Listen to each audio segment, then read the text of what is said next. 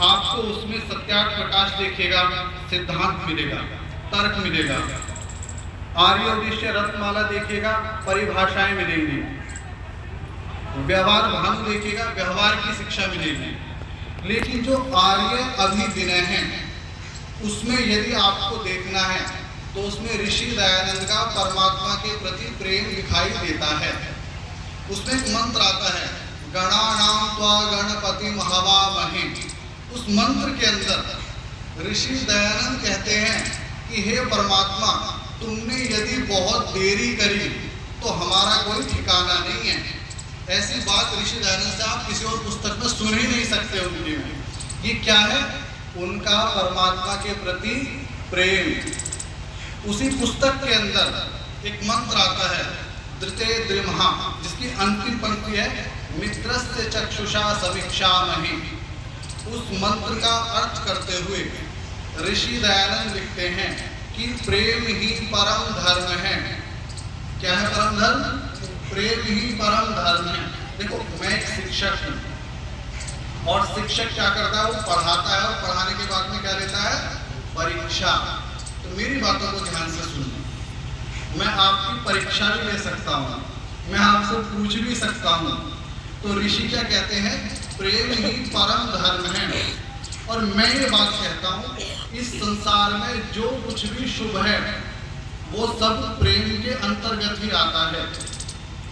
जैसे जब ऋषि दयानंद का अंतिम समय था और उन्हें लगा कि अभी शरीर के अंदर सामर्थ्य नहीं है, अभी शरीर और चल नहीं सकता, तो उन्होंने क्या कहा? जैसे पुस्तकों में हम लोग देखते हैं, लिखा मिलता है, ऋषि कहते हैं कि हे ईश्वर, तूने खूब लीला करी, तेरी इच्छा पूरी हो। वो परमात्मा से शिकायत नहीं करते कि परमात्मा तूने क्या कर दिया मेरे साथ में, मैंने तो सब कुछ अच्छा किया सारे जीवन। वो क्या कहते हैं? तेरी इच्छा पूरी हो। ये क्या है? ऋषि का परमात्मा के प्रति प्रेम है। वरना इतना शरीर को कष्ट जिसके हो रहा है और वो कोई शिकायत नहीं कर रहा, तो ये क्या है? प्रेम है। गुरु अर्जन देव जी हुए हैं सिखों के अंदर। शाहजहां ने उनके ऊपर जो है, माफ करना, जहांगीर ने उनके ऊपर झूठा आरोप लगाया और झूठा आरोप लगाकर उनको जो है, एक तवा था, तवे के ऊपर उनको बिठा दिया और नीचे से क्या है, अग्नि जला दी। गुरु अर्जन देव जी ये नहीं कहते परमात्मा तू क्या कर रहा है, वो कहते हैं कि तेरा कीता भाना लागे, नानक नाम पदार्थ मांगे। कि परमात्मा जो तू कर रहा है, आनंद आ रहा है। ये कौन बोल सकता है? जो परमात्मा से प्रेम करने वाला है। तो जब एक भक्त परमात्मा से प्रेम करता है तो उसी प्रेम को हम लोग क्या कहते हैं? भक्ति कहते हैं। तो भक्ति भी क्या है? प्रेम का ही एक स्वरूप है। यदि आप देखोगे, मैंने भी प्रारंभ में क्या कहा है कि जितना भी संसार में शुभ संबंध है वो सभी प्रेम के अंतर्गत ही आ जाएंगे। अब ऋषि दयानंद जी जो है, गुरु जी के आश्रम में रहते थे, विरजानंद जी के आश्रम में मथुरा के अंदर। अब एक बार की बात है, गुरु जी ने आज्ञा दी कि भाई झाड़ू लगा देना। अब ऋषि दयानंद ने झाड़ू तो लगा दी, अब कूड़ा एक जगह इकट्ठा कर दिया। अब कूड़ा जब इकट्ठा कर दिया तो उसको भरने के लिए वो कोई वस्तु ढूंढने लग गए कि भाई उसमें भर के इसको मैं जो है बाहर डाल के आ जाऊंगा। इतने में गुरुजी आ गए। और जो लोग नहीं जानते मैं उनके लिए बताता हूँ, स्वामी दयानंद जी के जो गुरुजी थे वो प्रज्ञा चक्षु थे, अर्थात आंखों से दिखाई बेशक न देता हो, लेकिन अंदर जो प्रज्ञा बुद्धि है वो प्रज्वलित हो चुकी थी। तो जो है उस कूड़े के ऊपर पैर रख दिया। अब कूड़े के ऊपर जब पैर रखा गया तो गुरुजी का स्वभाव बड़ा तीखा था। गुरुजी ने ना कुछ पूछा ना कुछ, दयानंद को आवाज लगाई। दयानंद वहां पर उपस्थित हुए और गुरुजी ने अपनी छड़ी से उनको पीटना शुरू कर दिया। अब गुरुजी ने उनको इतना पीटा कि उनके शरीर पर वो निशान जो है सारी उम्र रहे। और कहते हैं ऋषि दयानंद जब भी उस निशान को देखते तो वो अपने गुरु के प्रति प्रेम से भर जाते और कहते मेरे गुरु का उपकार है ये। तो गुरु के प्रति ऋषि दयानंद की भक्ति क्या है? ऋषि दयानंद का गुरु के प्रति प्रेम, गुरु के प्रति प्यार। तो इस संसार में सबसे बड़ा यदि कोई संबंध है जिसको ऋषि दयानंद कहते हैं कि परम धर्म है, वो क्या है? प्रेम। अच्छा, आप लोगों ने सुना होगा, मैं बहुत तेज तो नहीं बोल रहा, बहुत जल्दी जल्दी तो नहीं बोल रहा। देखो मेरी शैली है पढ़ाने की, मैं पढ़ाता हूँ तो फिर इसलिए मैं सवाल जवाब करता रहता हूँ सबसे। तो जो है ऋषि दयानंद की ये घटना है कि एक बार क्या हुआ, गुरुजी ने किसी बात पे जो है उनको गुरुकुल से बाहर निकाल दिया। मैंने पहले बताया है, गुरुवर बिरजानंद जी का स्वभाव होता थोड़ा तीखा था, क्योंकि बचपन में ही क्या हुआ, माता पिताजी का देहांत हो गया। उसके बाद में क्या हुआ, भैया भाभी बहुत बुरा व्यवहार करने लगे, तो वो व्यक्ति घर छोड़ के ही चला गया। तो कहीं ना कहीं वहीं से स्वभाव में थोड़ा सा तीखापन था। तो उन्होंने ऋषि दयानंद को जो है गुरुकुल से बाहर निकाल दिया और कहा अब तुझे गुरुकुल के अंदर नहीं आना।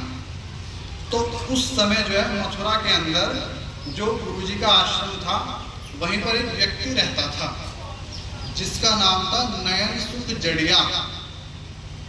नयन सुख जड़िया जो था, उसका जो है ये पत्थर और हीरे इनका मतलब उसका कार्य था, रत्नों की बड़ी अच्छी जानकारी थी उसको।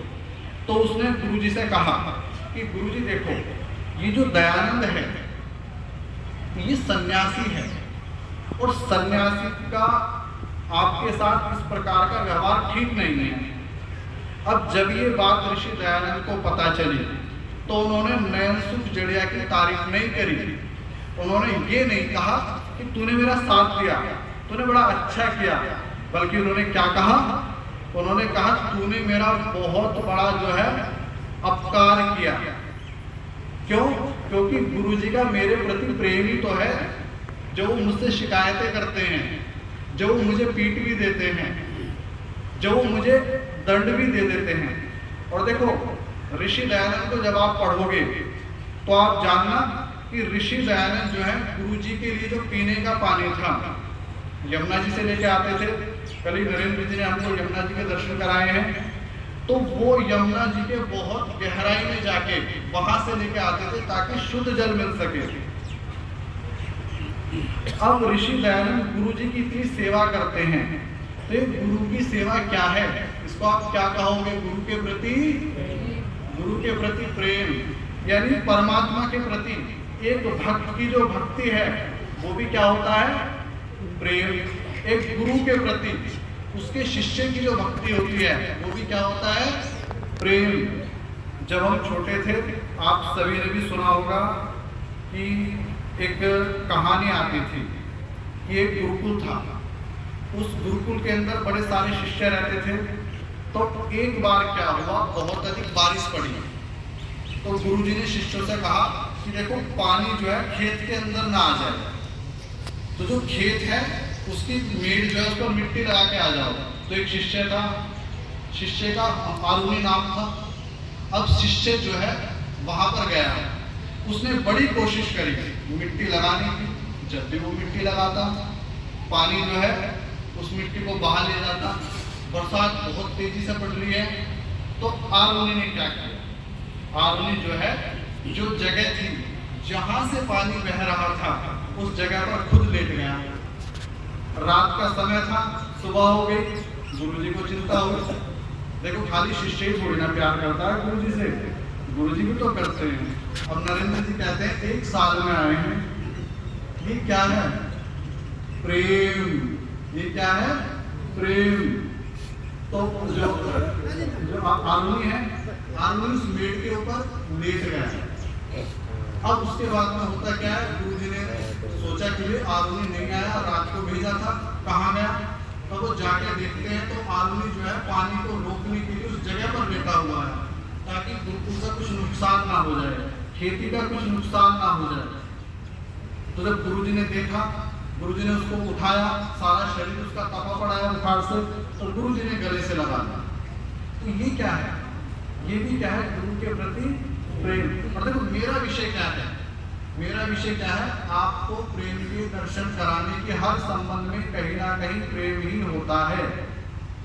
चाहे आप उसको भक्ति नाम ले लो, चाहे आप उसको स्नेह नाम ले लो, चाहे आप उसको वात्सल्य नाम ले लो, कुछ भी नाम, चाहे आप उसको मित्रता नाम ले लो, आप कुछ भी नाम ले सकते हो, लेकिन आपको अंत में क्या दिखाई देगा, प्रेम ही दिखाई देगा। जैसे कि मैंने ईश्वर और भक्त की बात करी, मैंने गुरु और शिष्य की बात करी।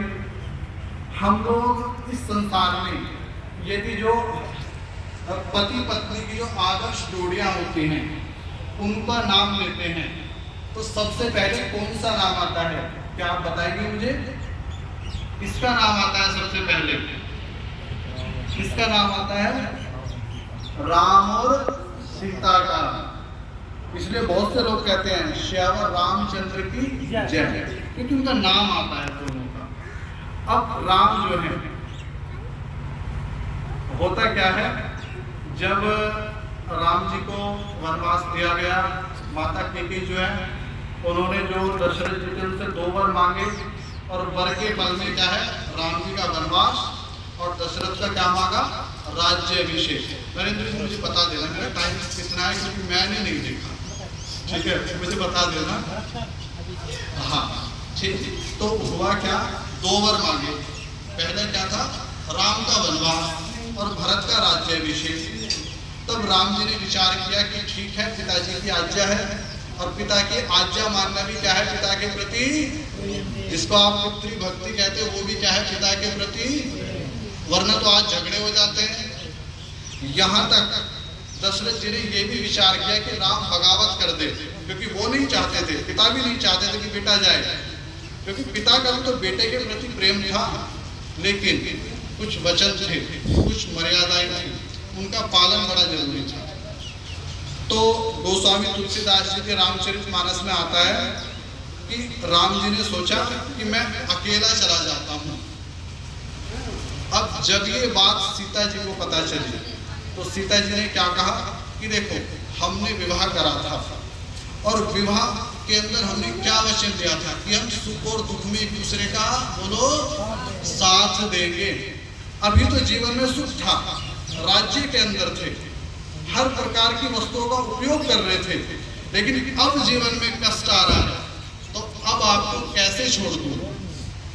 तो विवाह किया था, विवाह के अंदर वचन लिया था, तो वचन तो यही था कि सुख दुख में साथ देना है एक दूसरे का, तो अब कैसे छोड़ दूं? फिर भी राम जी ने बड़ा समझाया उनको। राम जी ने उनको समझाया, कोशिश करी कि देखो, तुम वन के कष्ट नहीं झेल सकती, तुम महलों में रही हो और तुम्हारा जो लालन पालन है बहुत अच्छे तरीके से हुआ है, तुम महलों में कैसे रहोगी?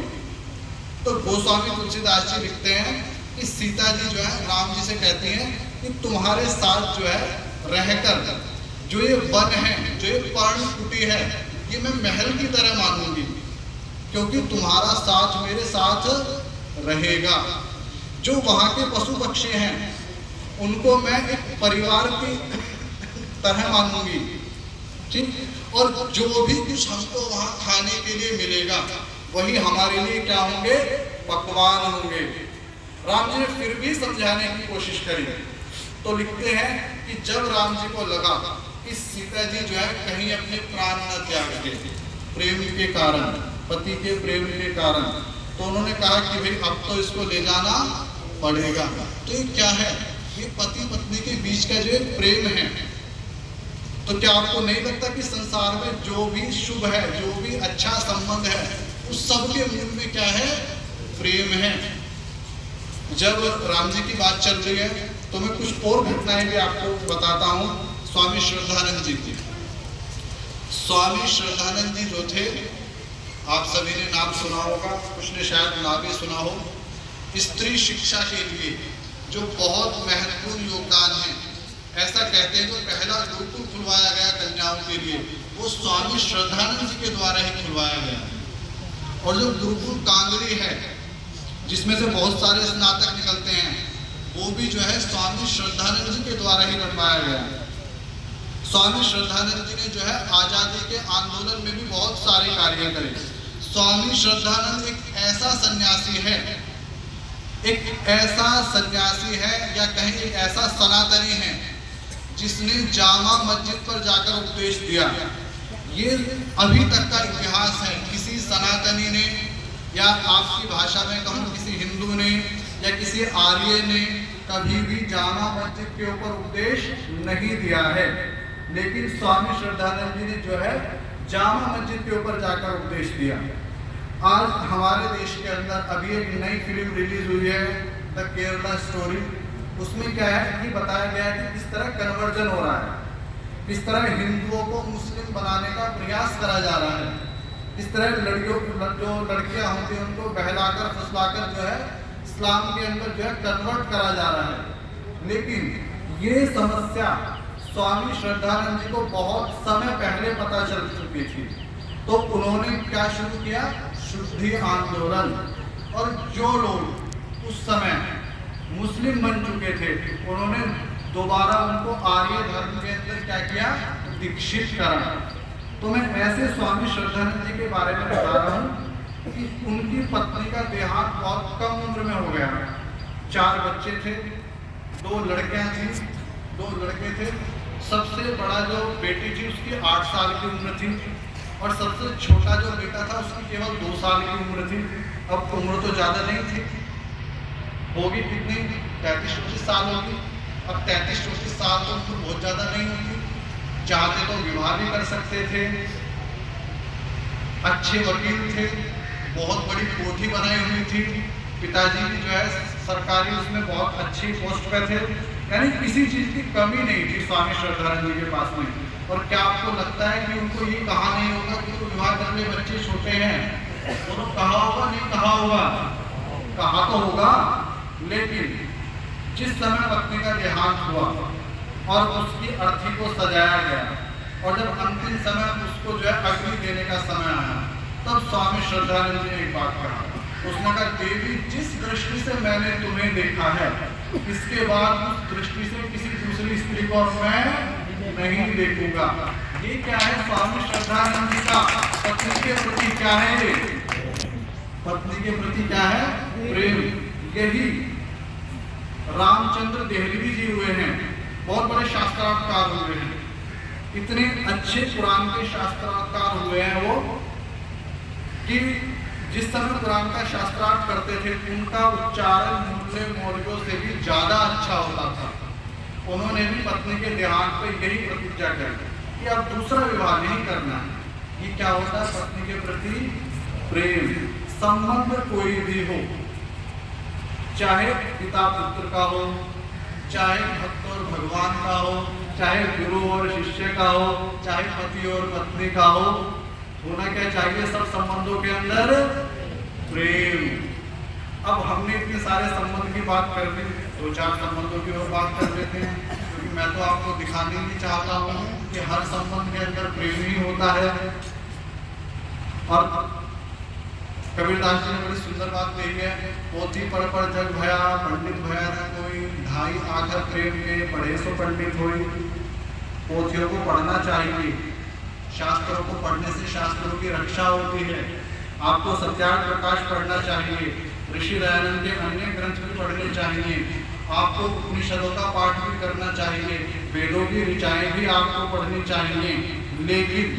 लेकिन इन सब का मूल क्या है, ऋषि दयानंद ने बताया है कि प्रेम ही परम धर्म है। प्रेम क्या है, परम धर्म है। अच्छा, आप लोगों ने सुना है अहिंसा परमो धर्मः, सुना है ना सबने?